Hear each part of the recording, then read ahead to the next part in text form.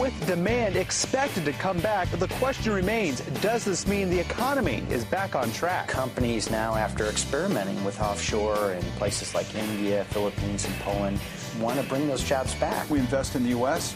We're the biggest exporter in the country. In the cycle we're in right now, we're creating jobs.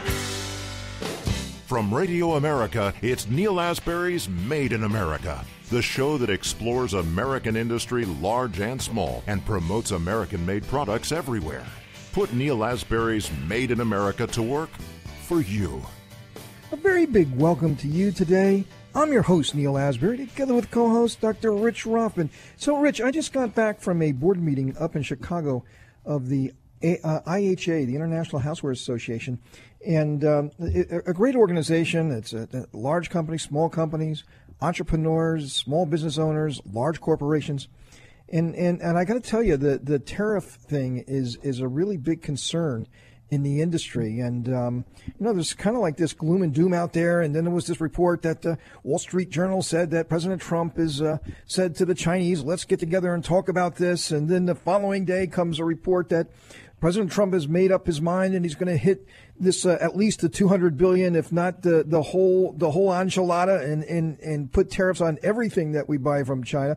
I mean, this is a real sort of up and down, a topsy-turvy thing. I mean, it's quite a rocky road ahead. I understand that, but we need some certainty in this market.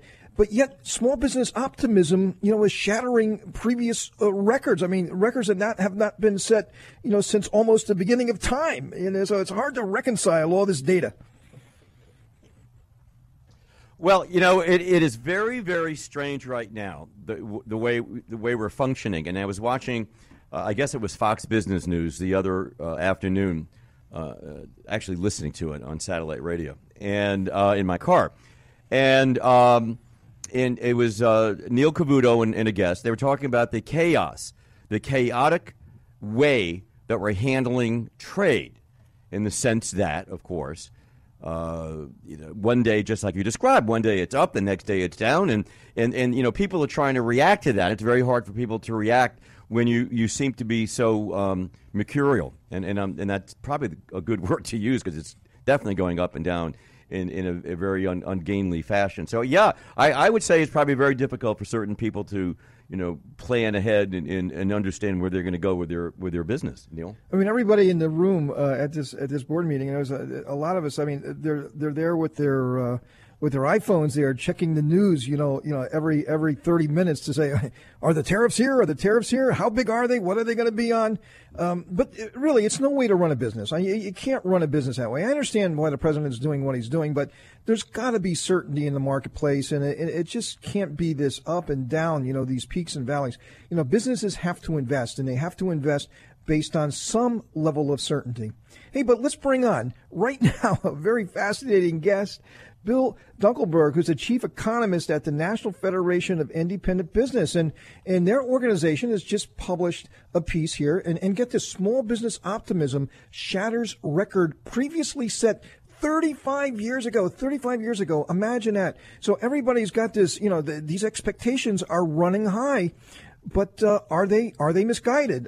Is there problems just around the corner? Well, let's talk to Bill right now about that. Hey, Bill, welcome to Made in America. Hey, thank you very much for having me. So tell us, in this optimism, this incredible optimism that you found in the small business community and people who are hiring, and they can't even find enough people for the jobs that they're creating, but yet you got the threat of tariffs and supply chains, and what is that going to do to the businesses and their margins and profit margins, and what's going to happen? Is it going to come to a screeching halt? So is that been put into this optimism index that you're looking at? Well, it's in there if the owners of the small businesses out there are worried about it, and I don't think they are. First of all, remember, there are 6 million employer firms in the U.S. 90% of them have under 20 employees, and they kind of dominate the service sector. So there's not a lot of exporters here or a lot of people who import stuff directly. So ultimately, they can be affected by the change in prices that we get because of the tariffs, but most of the tariffs so far have been threats, and they aren't implemented yet. So we'll have to wait and see. So in the meantime, on Main Street, demand is so strong that we have jobs we can't fill. We can't hire enough workers. Profit growth is at a record high level.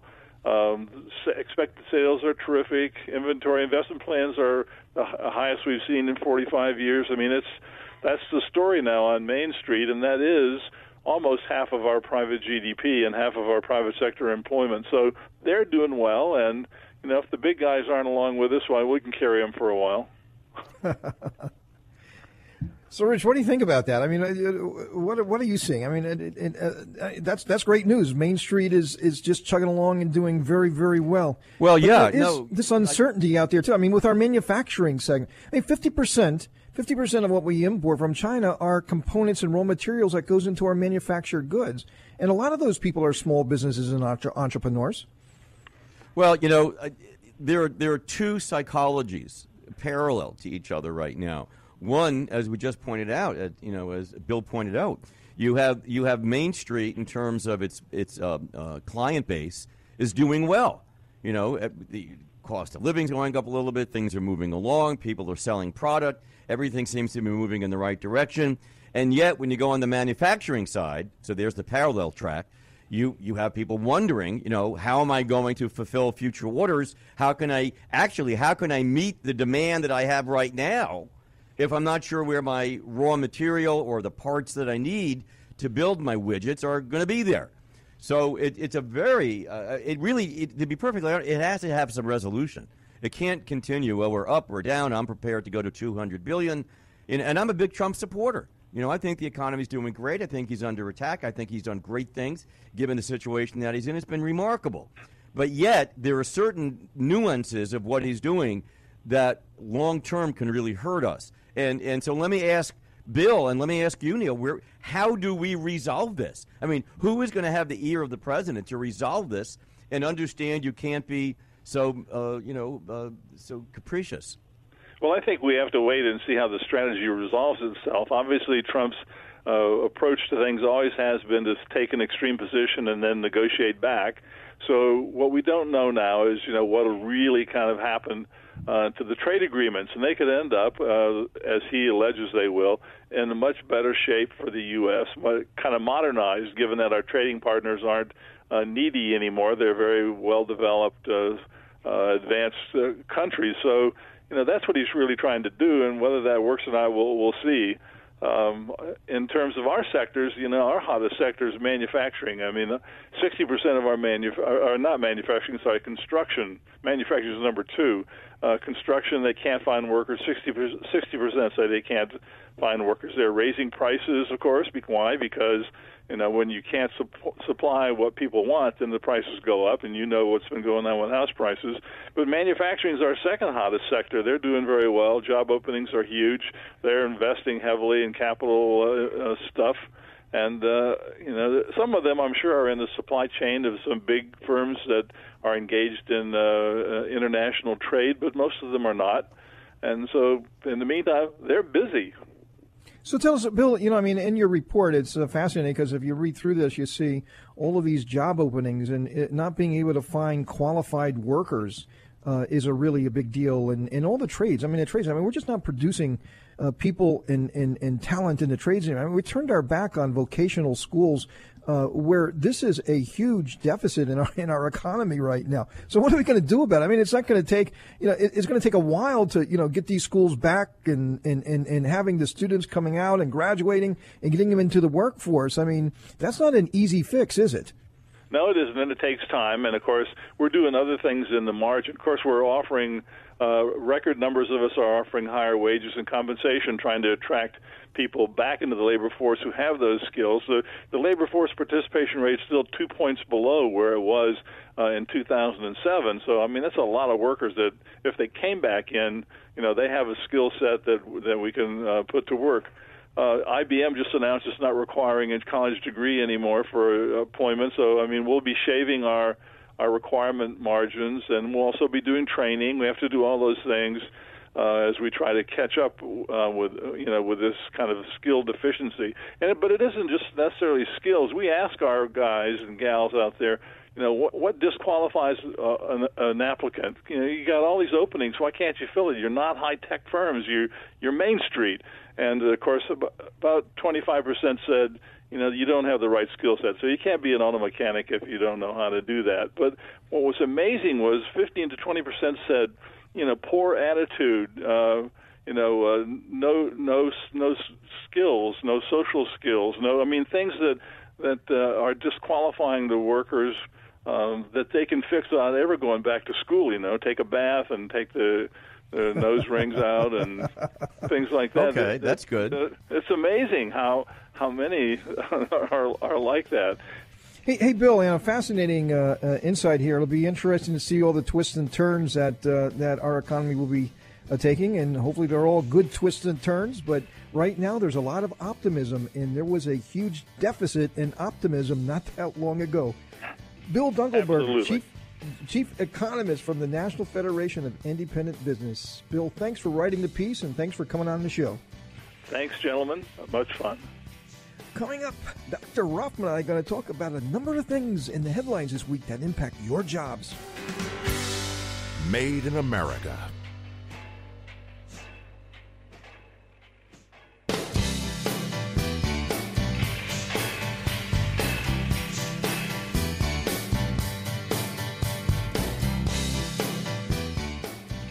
Welcome to Made in America. I'm your host, Neil Asbury, together with co-host Dr. Rich Ruffman. So, Rich, fascinating. Bill Dunkelberg, Chief Economist from the National Federation of Independent Business, telling us that small business optimism is the highest it's been in the past 35 years. That's like a lifetime, right? And so small businesses are really getting it. Our entrepreneurs, our risk takers, they're feeling good about things. But it doesn't end there. It doesn't end with our small businesses. A headline this week, Boom Times, 72% blue-collar workers are optimistic about future. 67% are happy. Well, boy, that wasn't the case a few years ago. No, it wasn't, and people were listen, a few years ago, blue-collar workers and a lot of white-collar workers who couldn't find jobs were out there working, 2 jobs, 3 jobs, so they could just hopefully make ends meet, and many still didn't make ends meet. So I think the whole, playing field of those who are out there right now is much more optimistic than it was before because they're actually making a living. The neat thing is, Neil, if you bring manufacturing jobs back to the United States, you're creating the right paying jobs. Wouldn't you agree to that? Oh, absolutely. The trick is bringing our manufacturing jobs back. And, you need to have a stable and good, predictable supply chain. That means you have to have raw materials and components. It means you have to have the skills, like we just spoke with Bill just a moment ago. We have a deficit of skills in this country. And let me tell you, the huge deficit of skills in this country are tool makers. You can't manufacture things unless you can hard tool things. The things that form metals and plastics and so forth that goes into any finished good or any manufactured product. So, there's a lot that has to go on with this manufacturing economy that we're trying to create. It's just not, okay, let's, as President Obama just kind of criticized President Trump, before he was president, say, hey, he thinks he's got a magic wand. But there are some real issues here. There's issues about the type of skills, the supply chain, and some really, really highly trained skills that we don't have in this country right now. But the blue-collar workers, they seem to be feeling good about things. Here's another headline. Blue-collar workers agree life is better under President Trump. Now, how can you reconcile the union leaders who ostensibly are supposed to be looking after their members, their constituents, and they're beating up on the president, saying the president ain't doing a good job here, and we disagree with everything he's doing. But if that's the case, then why are your workers, why are your members so happy and feeling good about things? Well, that is, I have to tell you, this is the thing that drives me crazy when I listen to some of the talking heads on all the cable, networks, including, Fox networks.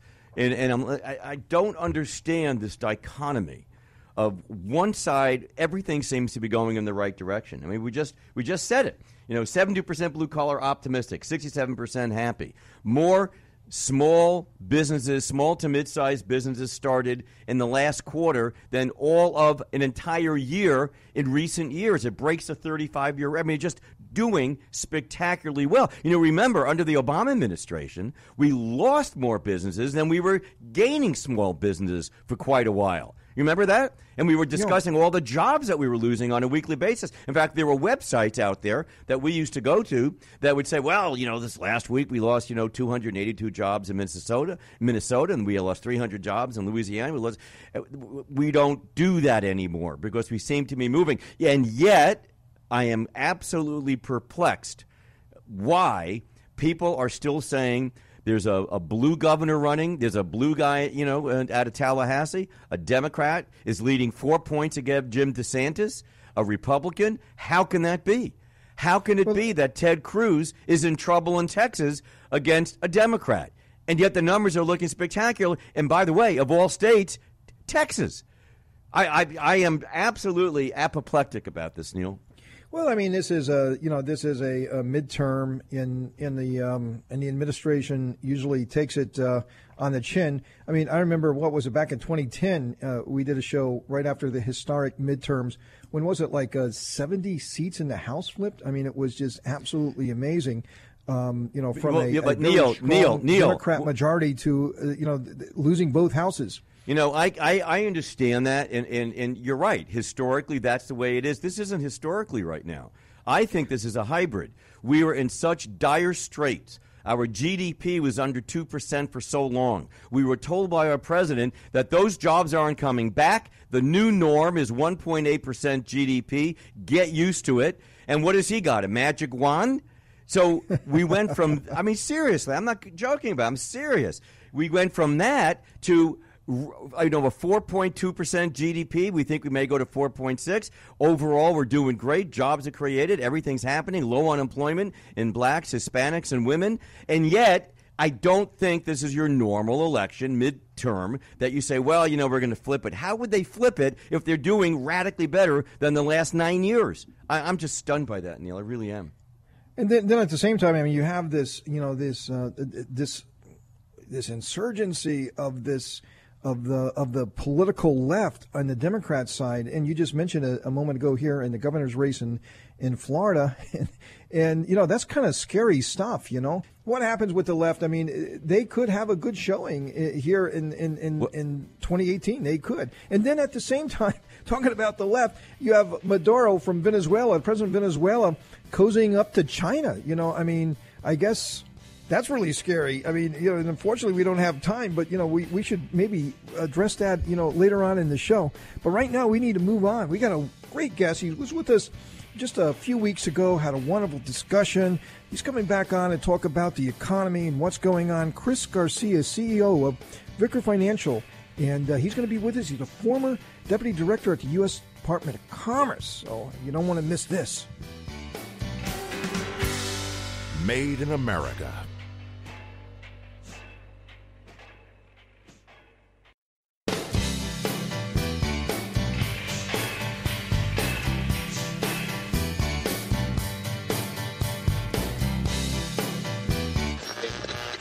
Sharply higher at the open, stocks continued to perform well over the course of the day Tuesday. And I think that bodes well here over the next couple of years for having bigger demands coming to this country. Now, more of Neil Asbury's Made in America.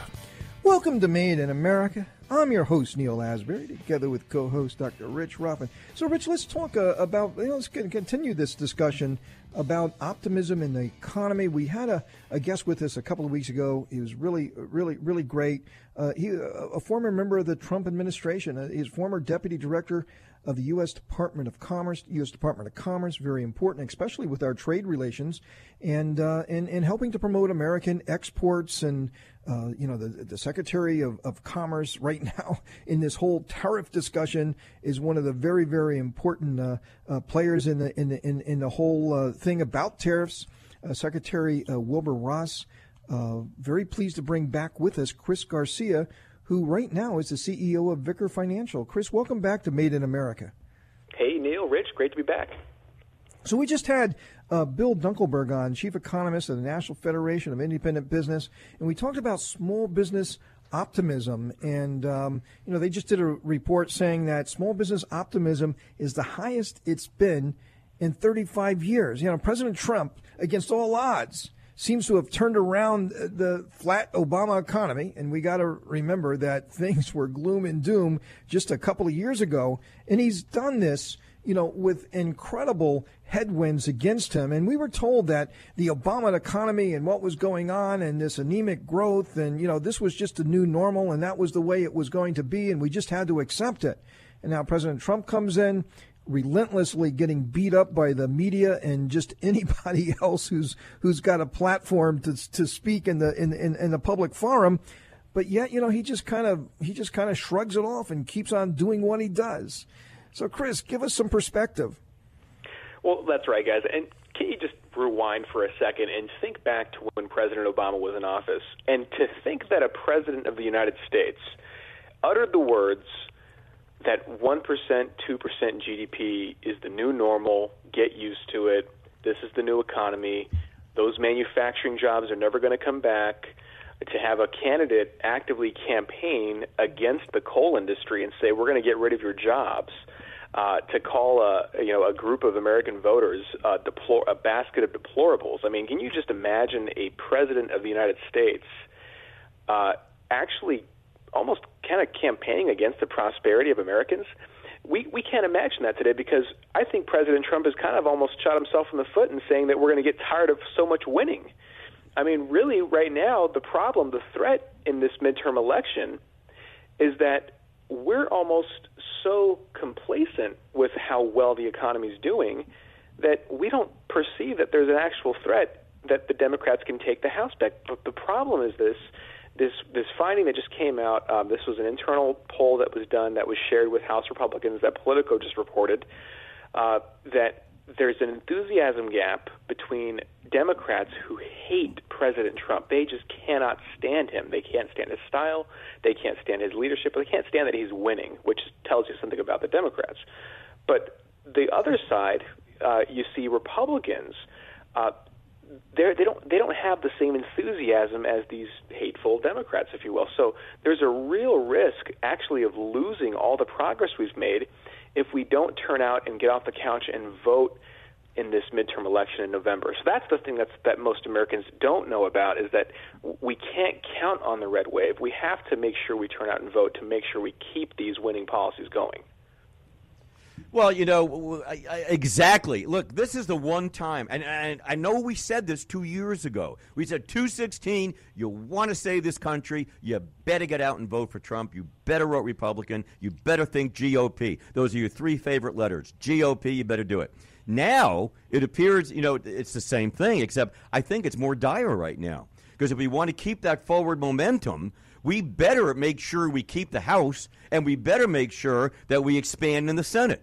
We have got to do that, because 1 hour after they open up, getting one more House seat than we have, they're going to impeach this president. And then what happens? I mean, my God, just the August survey alone showed job creation plans and unfulfilled job openings set new records. Percentage of small business owners saying it's a good time expand tied the May 2018 all-time high. Inventory investment plans were the strongest since 2005. Capital spending plans the highest in 2007. I mean, this is so obvious.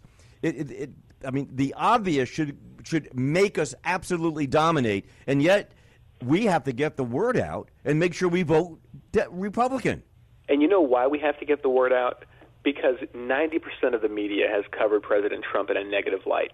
Can you imagine if it was just split down the middle 50-50, how much better along we would be if it were just split down the middle 50-50? But, unfortunately, we're battling just some of these fake news outlets that don't want to concede, frankly, that President Trump has done so well. I mean, we're talking about 4 million new jobs created. You were just talking about how many jobs were lost, month after month during the Obama administration. And now we've got, hundreds of thousands of jobs being created every single month under President Trump. 400,000 manufacturing jobs that President Trump's created with his policies. These are the magic wand jobs, right, that President Trump said that would need a magic wand to bring back. And so just imagine if we would just unite as a country for once. We have a president who wants to put America first. It's very simple. That's the America First policy. That's the America First agenda. His agenda is let's put the United States first, and that's really what a head of state ought to do. So the risk is that, and the Democrats are vicious. You take a look at what they did during the Brett Kavanaugh hearings, and just how childish they acted to try to obstruct, and try to delay. just because they couldn't win on merit. This is what we're up against. We have to make sure we go out and vote. We cannot allow the new Democrat Party, which is 57% in support of socialism, which would completely undo all the policies and all the progress President Trump has made with our great free market economy. We cannot allow them to reclaim the House. Yeah, well, go ahead, Rich. In just a couple of moments we have left. No, you're 100% correct, and I think the problem is we have to get the word out because nobody knows on the other side what's going on because the media won't tell them.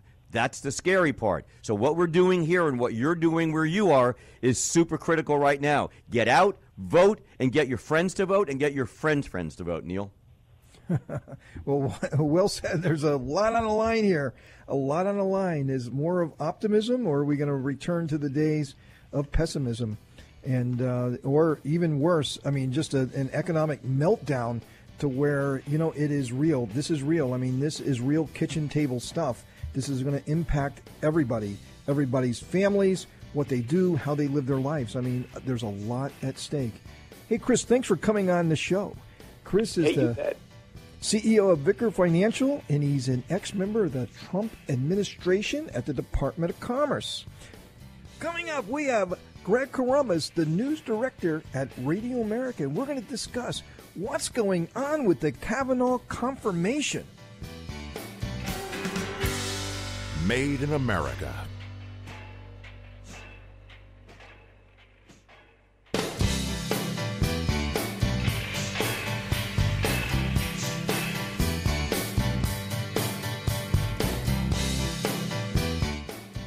Welcome to Made in America. I'm your host, Neil Asbury, together with co-host Dr. Rich Ruffman. So, Rich, we've all been following this Kavanaugh confirmation process. And boy, it has gotten way out there. I mean, it's way out. I mean, is this how we're going to confirm Supreme Court justices in the future?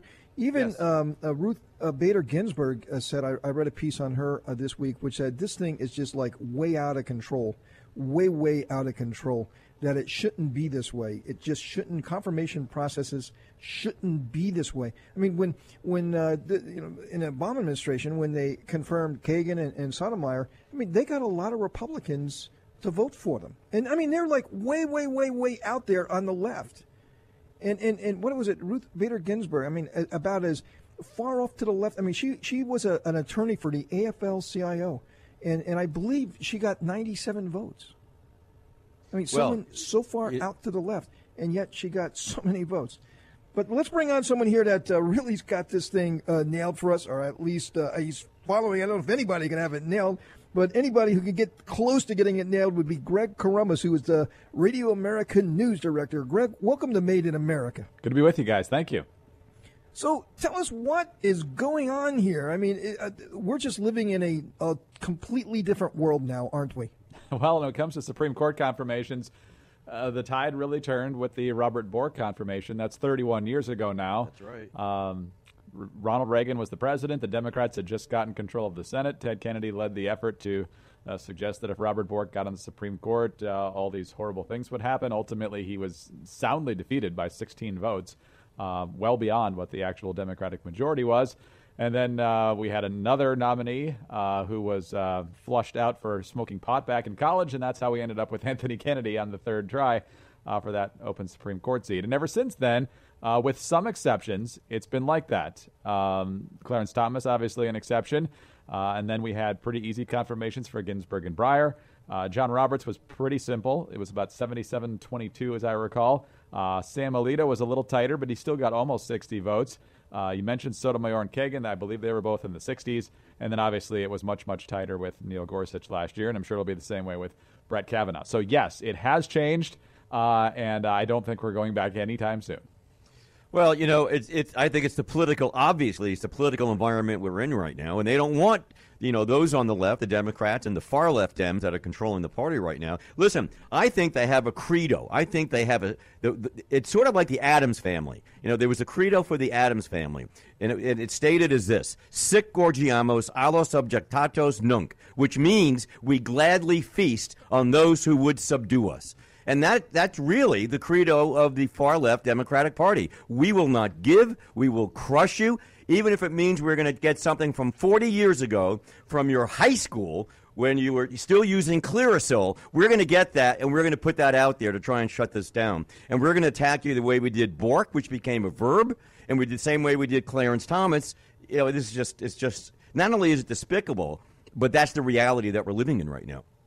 Well, yeah, I mean, you go back 36 years to 1982 for this. Brett Kavanaugh's in high school. You got a lot of different concerns about this. First of all, it's a very vague statement from Dianne Feinstein that came out on Thursday, which didn't even mention not only the accuser, but what exactly the accusation was. She just mentioned that it was referred over to the FBI, and now we find out later in the week here that the name of the accuser was not even referred to the FBI. It was redacted from what Dianne Feinstein handed over, which may be one of the reasons why other Democrats on the Senate Judiciary Committee are not talking to the press right now on this. They're referring all reporters over to Feinstein's office. So I don't know if this is last ditch, whether they feel like she knows the story better than they do, or what exactly is happening here. But the fact that Dianne Feinstein had this letter since July and it didn't come up in 3 or 4 days of questioning plus private sessions with Brett Kavanaugh, and it's coming out now, gives some ammunition, obviously, for the idea that this is designed to be a last-ditch effort to derail the nomination. At the same time, of course, we live in a culture where sexual assault, regardless of how long ago, is something that's going to generate a lot of headlines. And so we're kind of meeting at the convergence of those two issues right now.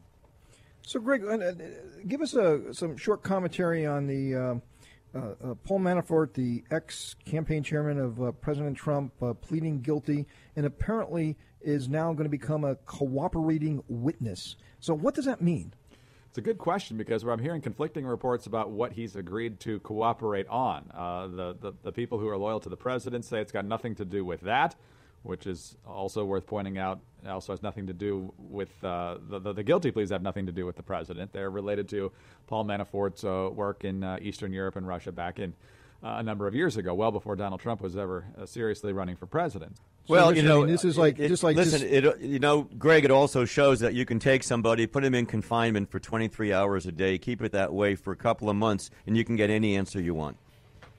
Well, that's certainly one of the things that you're going to argue here. You saw the president mention how proud he was of Manafort for not caving when he actually was convicted a number of weeks ago, unlike Michael Cohen, who copped a guilty plea. Now we've got guilty pleas from Manafort, so we'll see where it goes. Yeah, I just kind of think that, that they're trying to get to Trump's children, right? I mean, this is probably what it is. And, I mean, if you hurt a man, the greatest way you can hurt a person is to go after their children. So I don't know. It all reeks. It all stinks. I don't like it. Hey, Greg, thanks for being on the show. You're welcome, guys. Good to be here. Coming up, Dr. Rothman and I are going to have some final thoughts for the day. Made in America.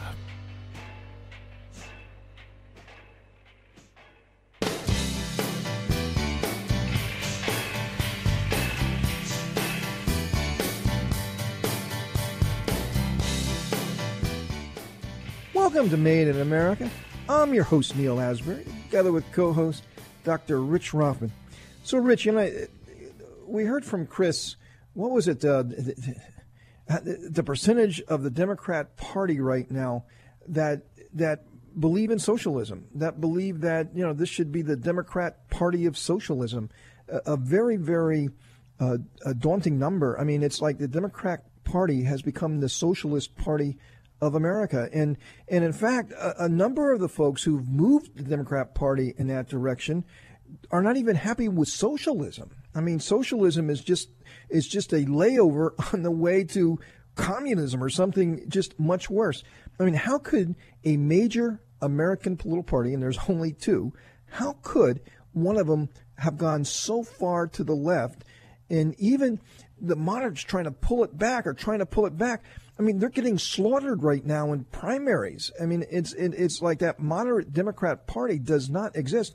And how can a moderate or someone, a semi-moderate, like maybe a Bloomberg who would run as a Democrat in 2020, how can he ever get past the primaries without being part of the lunatic left? Well, because, see, I'm a conspiracist. This is not by accident. This is by organization. This is something that's been going on for a while. I think if you look at people like, on the U.S. side, Tom Steyer's. If you look overseas a little bit, you find Soros, mostly Soros. Soros has been trying to do this and undermine this country for how many decades now? How many millions of dollars has he given? 130 million, 150 million? How much does someone get paid to, have that Feinstein thing happen with Kavanaugh this week, and that letter that they found from a lady who was complaining about something from 40 years ago for something they won't discuss, from a person they won't name, and an event that can't be disputed. It's just an amazing scenario. But all this, I think this has been going on, Neil, for quite a while, and we've reached a point right now that with these young kids who don't understand socialism, how could it happen? If you don't understand that socialism is the root evil, and you can look at the country that founded socialism. They dropped it. Union of Soviet Socialist Republics ended, became Russia again. What happened to socialism there? Bankrupt the country. What happened to socialism in Latin America? Bankrupts the country. You were just talking about Venezuela, and Venezuela is now looking for China because their socialist experiment failed so bad. People are they can't afford to breathe practically, certainly to eat, certainly to function, certainly to have health care. Why don't you ask the people who left socialist countries to come here what they thought of socialism? Ask the people who left the Eastern European bloc. But Rich, don't you find that? I mean, the kids aren't taught that, Neil. So if they're not taught that, they embrace the opposite. You just brought up about Soros. I mean, he's an Hungarian, right? He grew up in Hungary when it was behind the Iron Curtain. So why would he be advocating for us to be like that? I mean, there's no he's a question smart why guy. he's The guy's advocating. made incredible amounts of money. The guy is not dumb. He's a very smart guy. How can he be trapped in this socialist sort of worldview? I just don't get it. Because, Neil, the elitists of the world, the people who never suffer in socialism are the extremely wealthy people. They don't suffer. They're running the socialist state. It's the plebeians, the rest of the folks in that state that will suffer, but never on top, never the top 2%. Isn't that ironic? They're complaining about the 1%, and yet it's the 1% that will do well in controlling it. It's power. It's power. And a handful of people. They are the 1%. I mean, when you're talking on the Soros level, I mean, they are the 1%. It's exactly, that's the irony of all ironies. Exactly correct, Neil. They are the 1%, but they want to control the rest. And since, if you think for a second, movies have been co-opted by the left, all right? Schools have been co-opted by the left. The unions have been co-opted by the left. The places that we acculturate, the places that we learn, the places that we hand off the knowledge to the next generation have now been controlled by the far left. That's why the kids say, well, what's wrong with a little socialism? Well, why don't you ask the people who left the European bloc years ago? Here's a bit of an indictment on socialism right here in our own country. California poverty rate is still the highest in the nation. Is that amazing? California. The socialist paradise of California has the highest poverty rate in the nation. Let's give everything away. Of course, we can't do anything. We don't need money. And where are they going to go? They're going to go to the feds and go borrow money. Yeah. I mean, is that amazing or is that amazing? You're right. Neil, that's a great example.